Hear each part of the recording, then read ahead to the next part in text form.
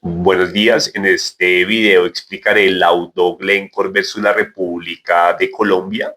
proferido por un tribunal del Centro Internacional de Arreglo de Diferencias Relativas a Inversiones, el CIARI.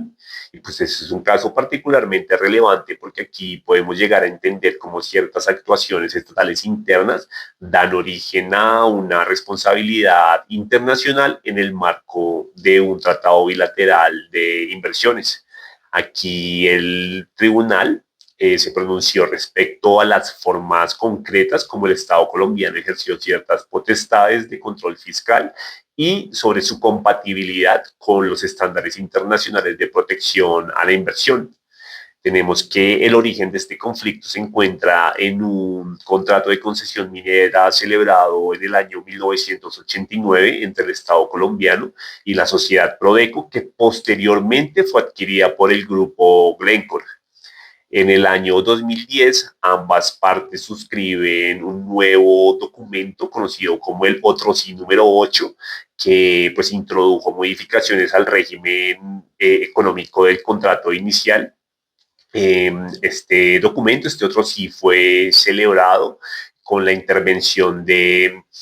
autoridades estatales competentes y de igual forma este tuvo unos efectos económicos y jurídicos durante varios años, hasta que posteriormente la Contraloría General de la República, en la administración de la entonces Contralora General Sandra Morelli, inició actuaciones de control fiscal relacionadas con distintos contratos del sector minero, entre ellos, por supuesto, el contrato celebrado con Prodeco.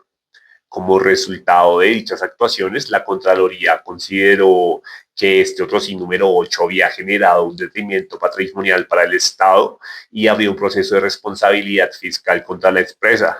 Este proceso culminó en una decisión que declaró la responsabilidad fiscal de Prodeco y le impuso una obligación de pago de una suma considerable de dinero, 60.000 millones de pesos. Y pues frente a esta decisión, Prodeco lo que hizo fue acudir a la jurisdicción de lo contencioso administrativo para solicitar la nulidad del fallo y de manera paralela, Glencore, en su calidad de inversionista extranjero, lo que hizo fue activar el mecanismo de solución de controversias previsto en el Tratado Bilateral de Inversiones celebrado entre el Estado colombiano y Suiza, donde presentó pues además presentó una demanda arbitral ante el CIADI. Y en el arbitraje, Glencore sostuvo que la actuación de la Contraloría vulneró el estándar de trato justo y equitativo consagrado en el tratado celebrado y pues según la demandante, el proceso de responsabilidad fiscal estuvo marcado por inconsistencias graves, falta de claridad en los criterios, cambios injustificados en la metodología de análisis y deficiencias de las motivaciones de las decisiones. Esto pues configuró una actuación arbitraria y contraria al debido proceso, según argumentó la demandante, y pues desde esta perspectiva el Estado habría generado un trato incompatible con las obligaciones internacionales asumidas en el tratado. Colombia, por su parte, negó haber incurrido en una violación del tratado. Argumentó que el otro sí número 8 presentaba irregularidades, que la empresa pues era consciente de los riesgos jurídicos asociados a su celebración y que la Contraloría actuó dentro del ámbito de sus competencias constitucionales de control y protección del patrimonio público. Adicionalmente, el Estado colombiano planteó diversas excepciones a la competencia del tribunal, alegando, pues, entre otros aspectos, que la ilegalidad de la inversión, la existencia de una mala fe y la improcedencia del arbitraje por la existencia de procesos internos en curso. El tribunal del CIADE lo que hizo fue rechazar las excepciones de jurisdicción formuladas por Colombia, puesto que consideró que no existían pruebas suficientes para concluir que la inversión estuviera excluida de la protección del tratado por razones de ilegalidad o mala fe. Asimismo, determinó que el arbitraje internacional no estaba impedido por la existencia de procesos ante la jurisdicción interna en la medida en que no se configuraba una identidad de partes, objeto y causa. El tribunal pues también precisó que aunque no toda controversia contractual da lugar a una violación del tratado, sí es posible examinar la conducta del Estado cuando ésta se manifiesta mediante el ejercicio de potestades públicas y alcanza un nivel de arbitrariedad relevante desde el punto de vista del derecho internacional. En el análisis de fondo, el tribunal lo que hizo fue centrar su atención en la actuación de la Contraloría General de la República y pues concluyó que Colombia violó el estándar de trato justo y equitativo debido a la manera en que se condujo el proceso de responsabilidad fiscal. El tribunal observó que la Contraloría utilizó criterios inconsistentes para sustentar la existencia del detrimento patrimonial, modificó su enfoque sin una justificación suficientemente clara y adoptó conclusiones que no estaban adecuadamente respaldadas por un análisis técnico coherente. Además, identificó deficiencias en el desarrollo del procedimiento que afectaron las garantías del debido proceso.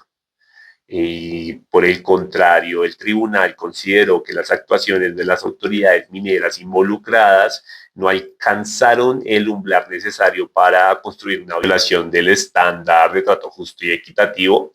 En consecuencia, la responsabilidad internacional del Estado se fundó exclusivamente en la actuación de la Contraloría General de la República.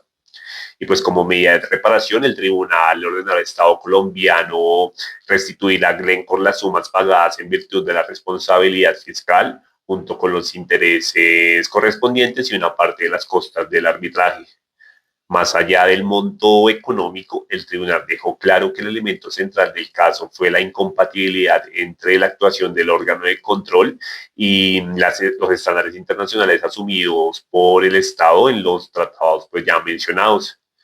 La importancia de este laudo para la administración pública colombiana es significativa. El caso demuestra que el ejercicio de funciones de control fiscal, aun cuando se realice dentro del marco constitucional interno, debe respetar criterios de coherencia, razonabilidad, debida motivación, pues de lo contrario puede comprometer la responsabilidad internacional del Estado. Asimismo, se evidencia que los tratados de inversión imponen límites efectivos al control, al ejercicio del poder público, y pues dichos límites son exigibles ante entidades, ante tribunales internacionales.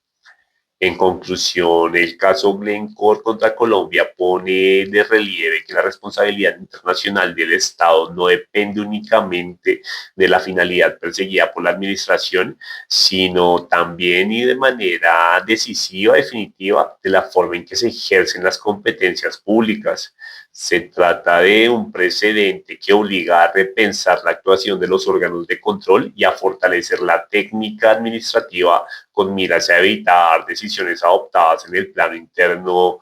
que generen consecuencias adversas al ámbito internacional. Pues esta fue ya la presentación del caso Glencore y gracias por la atención.